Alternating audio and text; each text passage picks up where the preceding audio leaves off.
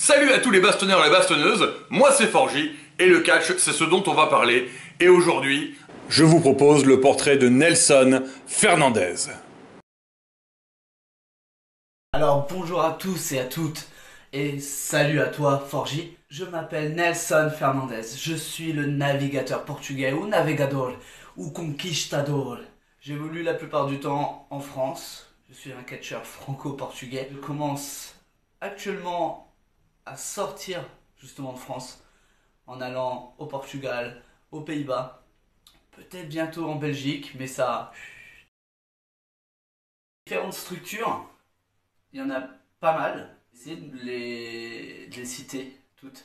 Alors j'ai commencé grâce à la BCA, énormément de shows, même actuellement je catch toujours à la BCA. J'ai commencé avec la CACC, j'ai fait un tout petit show en extérieur. Ensuite j'ai enchaîné avec WPE, ICWA. Et également la FRPW où ils nous ont laissé notre chance à Ace et moi pour commencer en équipe face au clan, qui est un groupe là-bas qui est pas très bien vu, et où en début d'année j'ai pu affronter leur champion King Fighter, Tom Travis. Depuis le début d'année, je catch régulièrement à la lucha face à des personnes comme Stan Corey, El Matador, Nico Geffo également, qui est un tout jeune catcheur.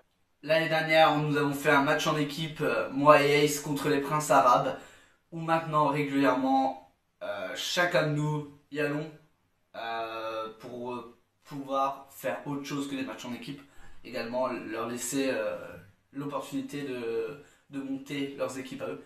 J'ai pu affronter Big Sabri Junior, qui est un jeune avec un potentiel énorme. Et en mars dernier, j'ai pu affronter Prince Atem et Yuval Goldsmith pour le titre Aya. Et dernièrement, j'ai pu être en équipe avec Ace à Rix Catch, qui a été pour nous la structure la plus importante.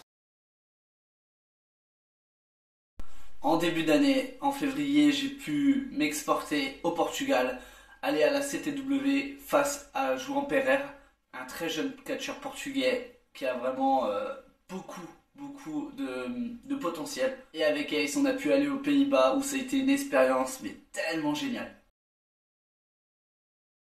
Alors des moments clés, il commence à y en avoir quelques-uns qui commencent à s'ajouter à la liste. Tout d'abord, pour moi, l'un des moments clés, c'est d'avoir remporté un titre, donc le titre ABCA en 2019. Et je ne l'ai pas gardé très longtemps.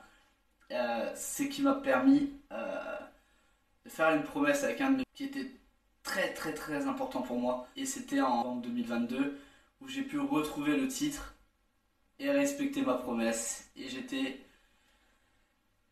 soulagé, heureux d'avoir pu reprendre le titre. En plus, c'est Ace qui me l'a apporté le titre lorsque je l'ai gagné, donc j'étais très heureux. Je dirais contre Big Sabri Junior où ça a été pour moi le meilleur match. Pas autant niveau technique, pas autant niveau histoire, mais question de ressenti.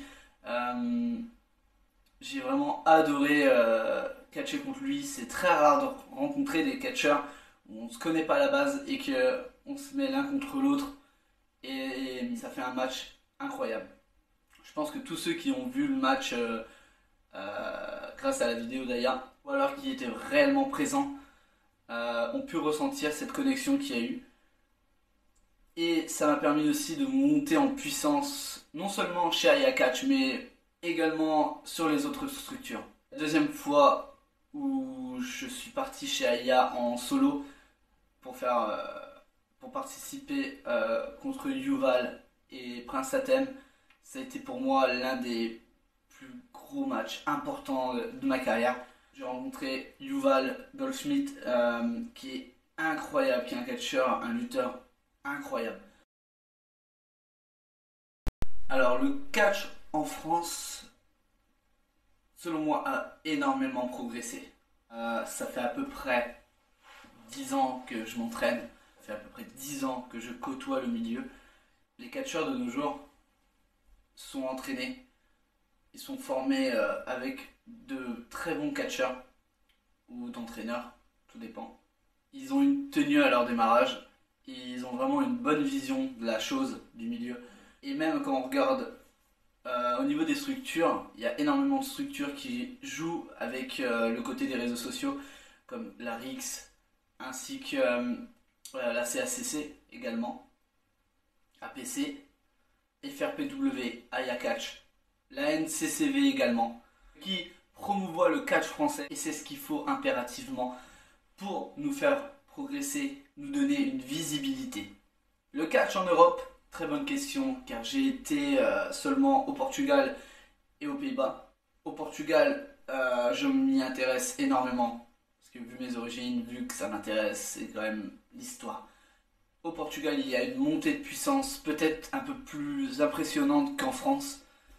Prendre exemple, garder un œil sur eux, parce que ça monte mais à une vitesse folle. Mais après, ce qu'on voit également, ce qui se passe depuis plusieurs années maintenant, plus de 5 ans en Angleterre, en Allemagne, c'est déjà fou, monstrueux. Je pense que le catch en Europe, mais surtout en France, a entièrement sa place. Pour le futur, que ce soit dans 10 ans, dans 5 ans, dans 3 ans, ou même dans une semaine, je ne sais pas où je serai.